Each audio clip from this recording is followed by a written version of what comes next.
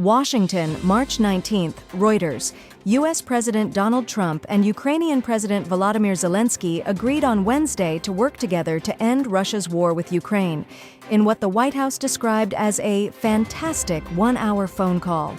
In their first conversation since an Oval Office shouting match on February 28th, Zelensky thanked Trump for U.S. support, and the two leaders agreed that technical teams would meet in Saudi Arabia in the coming days.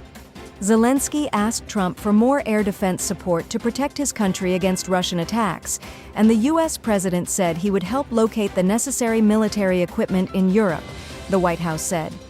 Trump briefed Zelensky on his phone call on Tuesday with Vladimir Putin, in which the Russian president rejected a proposed full 30-day ceasefire sought by Trump that Ukraine said it would be prepared to accept, but agreed to pause attacks on energy infrastructure. That narrowly defined pause appeared in doubt on Wednesday, however, with Moscow saying Ukraine hit an oil depot in southern Russia, while Kyiv said Russia had struck hospitals and homes and knocked out power to some railways. Still, the two sides carried out a prisoner exchange, each releasing 175 troops in a deal facilitated by the United Arab Emirates. Moscow said it freed an additional 22 wounded Ukrainians as a goodwill gesture. Zelensky, describing his conversation with Trump as positive, very substantive, and frank, said he had confirmed Kyiv's readiness to halt strikes on Russian infrastructure and to accept an unconditional frontline ceasefire as the U.S. proposed earlier. One of the first steps toward fully ending the war could be ending strikes on energy and other civilian infrastructure. I supported this step, and Ukraine confirmed that we are ready to implement it, he said on social media. Later, the Ukrainian president told reporters in a video call that Trump understands Kyiv will not recognize occupied land as Russian. Zelensky said the Russian strikes, which he said were carried out since Trump's call with Putin, showed that Russia was not ready for peace. He said the U.S. should be in charge of monitoring any ceasefire, adding a halt to infrastructure attacks could be quickly established. The Kremlin said it had called off planned attacks on Ukraine's energy infrastructure, including by shooting down 7 of Russia's own drones heading towards Ukraine.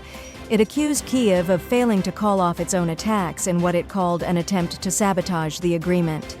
Trump suggested to Zelensky the U.S. could help run, and possibly own, Ukraine's nuclear power plants, according to a statement by the U.S. administration.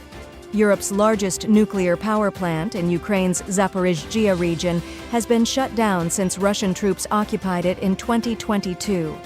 Zelensky said Ukraine has begun talks with the U.S. about its possible involvement in restoring the Zaporizhzhia plant.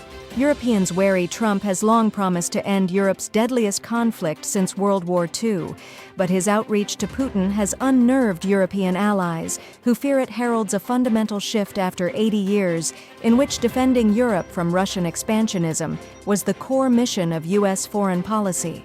Some European leaders said Putin's rejection of Trump's proposed full truce was proof Moscow was not seeking peace. The offer to temporarily stop attacking Ukrainian energy facilities counted for nothing, and Trump would have to win greater concessions, Germany's defense minister said. Putin is playing a game here, and I'm sure that the American president won't be able to sit and watch for much longer, Boris Pistorius told German broadcaster ZDF. The EU's foreign policy chief, Kaja Kallas, said she would present a proposal to European leaders in Brussels on Thursday to provide Ukraine with 2 million rounds of large-caliber artillery ammunition, according to a letter seen by Reuters. For most of the past 3 years, Russia has relentlessly attacked Ukraine's power grid, arguing that civilian infrastructure is a legitimate target because it facilitates Kyiv's fighting capabilities. Ukrainians say such attacks have subsided in recent months. Kyiv has steadily developed capabilities to mount long-range attacks into Russia, frequently using drones to target distant oil and gas sites, which it says provide fuel for Russia's troops and income to fund the war. In the attacks overnight, Ukrainian regional authorities said Russian drones damaged 2 hospitals in the northeastern Sumy region, causing no injuries but forcing the evacuation of patients and staff.